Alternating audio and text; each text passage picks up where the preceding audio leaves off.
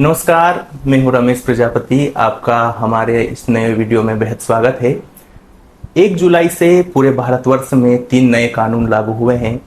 Police जो है अब नए कानून के हिसाब से लोगों को दंड की जगह अब न्याय दिलाने को लेकर प्राथमिकता दे रही है और नए कानून को जानने और जनता के बीच में एक मैसेज पहुंचाने के लिए हमारे साथ आज सरदारपुर एसडीओपी आशुतोष पटेल सर मौजूद है।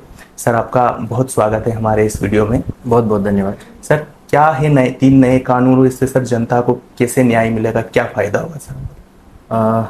सबसे पहले तो मैं बताना चाहूँगा कि 1 जुलाई से जो हमारे तीनों नए कानून लागू हुए हैं उनका जो संशोधित नाम है वो भारतीय न्याय संहिता, भारतीय नागरिक सुरक्षा संहिता और भारतीय साक्ष्य अधिनियम है। जैसा कि तीनों कानूनों के नाम से ही स्पष्ट है कि उसमें एक जो नयापन है उसमें दंड के स्थान पर न्याय की अवधारणा को शामिल किया गया है और साथ में जो पहले हम शब्द चयन करते थे उसमें भारतीय शब्द को लिया गया है। तो ये पूरी तरह से एक मौलिक इनको बनाने का प्रयास किया गया है। अभी तक हम जो कानूनों का उपयोग करते थे वो कानून जो है अंग्रेज़ों के ज़माने के थे और उनमें बहुत सारी ऐसी चीज़ें थी जिसमें भारतीयता से जुड़े तत्व बहुत कम थे। अब जो तीनों कानूनों को लिया गया है उनकी आत्मा जो है विशुद्ध रूप से भारतीय है और उसमें जो मौलिकता जो शामिल करी गई है उसमें बहुत सारे ऐसे प्रावधान किए गए हैं जिससे अल्टीमेटली हमारे जो भारतीय नागरिक हैं उनको जो है सीधा सीधा फ़ायदा होगा।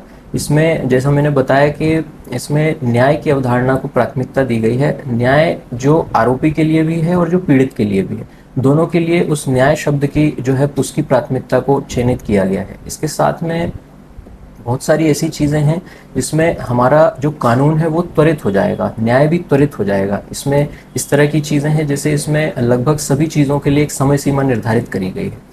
टाइम बाउंड कर दिया गया है इन्वेस्टिगेशन को भी, टाइम बाउंड कर दिया गया है न्यायालयीन प्रक्रियाओं को भी। तो इसमें जो भी प्रक्रियाएं होंगी ऐसा नहीं होगा उसमें कि कोई कार्रवाई चल रही है तो वो चलती जा रही है। अब उन कार्रवाइयों को जो है एक समय सीमा में हमें बाइंड अप करना होगा, पुलिस को एक समय सीमा में चालान लगाना होगा। आरोपी यदि पकड़े जाते हैं तो ठीक है, अगर नहीं पकड़े जाते तो उनके लिए भी प्रावधान है कि उनके लिए एब्सेंशिया ट्रायल होगा, मतलब उनकी अनुपस्थिति में जो है उनके ऊपर कार्रवाई जो है चलायमान रहेगी। तो इस प्रकार से जो प्रावधान किए गए हैं उसमें प्राथमिकता ये दी गई है कि चीज़ें कितनी त्वरित हो सकें और कितनी लोगों के लिए लाभप्रद हो सकें उसको आगे बढ़ाया गया। चूंकि सर हमारा क्षेत्र जो है वो बोल सकते हैं कि आदिवासी बहुल्य हो सर, इस क्षेत्र को सर उस कानून का सर क्या फायदा मिलेगा लोगों को, एक तरह से इसमें आप त्वरित न्याय दिलाने में कैसे मदद मिलेगी सर?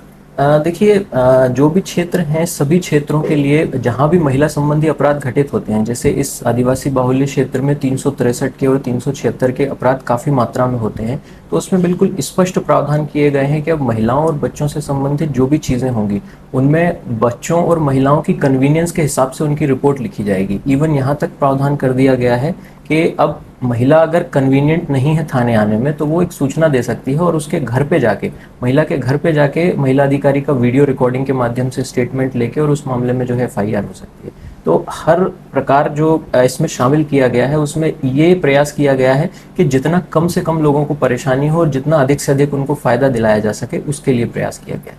क्योंकि सर ये कानून नए आए हैं और काफ़ी समय से जो है पुलिस को इसका प्रशिक्षण भी दिया गया है, तो सर आप जो पुलिस महकमा है अपने क्षेत्र का सर, उनसे आप किस तरह से अपील करेंगे ताकि उनको भी सर आसानी हो लोगों को समझाने में और कार्रवाई करने में?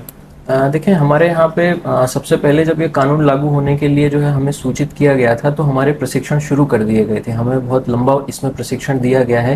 कुछ पहले जिला स्तर पे मास्टर ट्रेनर्स को प्रशिक्षित किया गया था मुख्यालय लेवल पे, कुछ को जो है PTC में पुलिस ट्रेनिंग कॉलेज में प्रशिक्षित किया गया था। उसके बाद जिला स्तर पर एक लंबा प्रशिक्षण हुआ, लगभग 7 चरणों में प्रशिक्षण हुआ। उसके बाद अनुभाग स्तर पर हमने अपने प्रधान आरक्षकों को भी जो है इस मामले में जो है प्रशिक्षित किया। कानून अभी नया है और लंबे समय तक जो है इसमें बहुत सारी चीज़ें जो है नई नई हमें पता चलती रहेंगी और उपयोग में आती रहेंगी। जो अभी बेसिक प्रशिक्षण हमें दिया गया है उसके हिसाब से हमारा जो है सभी अपने पुलिस महकमे के लोगों से यही अनुरोध रहेगा कि आप अपने न्यायालय से, अपने ADPO साहिबान से जो है अच्छा सामंजस्य बना के और उसमें आगे कार्रवाई करें ताकि जो है नए कानून के हिसाब से किसी प्रकार की कोई तकनीकी समस्या ना आए। सर हमारे क्षेत्र के लोगों को सर आप क्या मैसेज देंगे नए कानून को लेकर के? मेरा मैसेज तो यही रहेगा सभी के लिए कि नया कानून जो है सभी के लिए, इसमें बहुत व्यापक रूप से बहुत अच्छे प्रावधान किए गए हैं। तो जितना से ज़्यादा हम इस कानून को जान सकते हैं, सबसे प्रथम प्रयास हमारा ये होना चाहिए कि हम इस कानूनी प्रक्रिया को अच्छे से समझ लें कि कौन कौन सी नई चीज़ें इसमें शामिल करी गई हैं, धाराओं में परिवर्तन हुआ है, प्रक्रियाओं में नई चीज़ें शामिल करी गई हैं। जितना ज़्यादा हमें इस बात की जानकारी रहेगी और हमें सूचना रहेगी, उतना अच्छे से हम कानूनों के संबंध में जो है उसका उपयोग कर पाएंगे। सर एक अंतिम सवाल, हाल ही में सर राजगढ़ की सर 2 घटनाओं का आपने खुलासा किया जिससे पुलिस का काफी जनता का पुलिस के प्रति काफी एक भाव अच्छा हुआ है सर। तो आप क्षेत्र के लोगों को घटनाओं पर सर क्या कहेंगे सर, एक मैसेज आपकी तरफ से? देखिए, हमारा लगातार प्रयास यही रहता है कि हमारे क्षेत्र में जो भी घटनाएं होती हैं, चाहे किसी भी प्रकृति की वो घटनाएं हो, हमारा प्रयास रहता है कि उनमें खुलासा हो और आरोपी पकड़े जाएं। महिला संबंधी अपराधों में हम हमेशा संवेदनशीलता के साथ में और त्वरित कार्रवाई करते हैं। हमारा हमेशा प्रयास रहा है कि अगर किसी भी महिला के साथ कोई घटना होती है तो उसमें आरोपी के विरुद्ध में हम कठोर कार्रवाई करें। इसी क्रम में राजगढ़ में ये चेन स्नैचिंग हुई थी जिसमें व्यापारियों का काफ़ी ये कहना था कि इसमें जल्दी आरोपियों को पकड़ा जाए। हमने जो है अपनी लगभग 3 टीमें अलग अलग बना के और लगातार 10 से 12 दिन जो है इसमें सीसीटीवी फुटेज पे, पीएसटीएन डेटा पे वर्कआउट कराया और हमारा पूरा प्रयास ये था कि आरोपियों की जल्दी गिरफ्तारी हो और उनसे पूरा माल बरामद हो, ताकि लोगों के अंदर, महिलाओं के अंदर ये भाव ना रहे कि हम जो है अपने राजगढ़ शहर में जो है असुरक्षित हैं। Thank you.